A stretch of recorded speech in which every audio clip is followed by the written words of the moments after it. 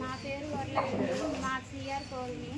నేను ఆధార్ కార్డులో సంతకం గురించి గ్రామ పంచాయతీకి వచ్చాను. సెక్రటరీ గారు అసభ్యంగా మాట్లాడారు. ఆయనకు మాట్లాడే విధానం తెలీదు. మీరెవరు ఇక్కడికి రాకండి, మీరు కూడా అనవసరమైన మాట్లాడతారు. ఆయనకి చదువు ఉంది కానీ సంస్కారం లేదు. అధికార దుర్వినియోగంతోనే ఆయన అసభ్యకరంగా మాట్లాడుతున్నారు. కాబట్టి ఆయన్ని సస్పెండ్ చేయాలని కోరుతున్నాను.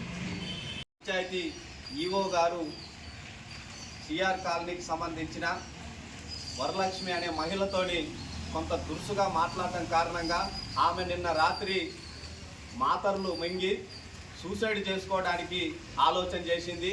ఇది కేవలం పంచాయతీ సెక్రటరీ గారిది.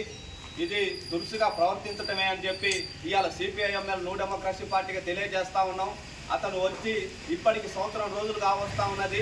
ఇక్కడికి వచ్చిన మహిళలతోని అసభ్యకరంగా మాట్లాడటం, అట్లాగే ఇక్కడికి వచ్చిన ప్రజల్ని స్వీకరించుకోవటం లాంటి వ్యవహారాలు చేస్తూ ఉన్నాడు.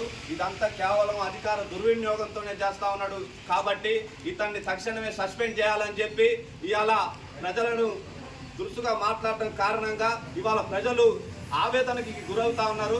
కాబట్టి ఇతని పైన చట్టరీత్యా చర్యలు తీసుకోవాలని చెప్పి ఇవాళ సిపిఐఎంఎల్ న్యూ డెమోక్రసీ పార్టీకి డిమాండ్ చేస్తూ ఉన్నాం.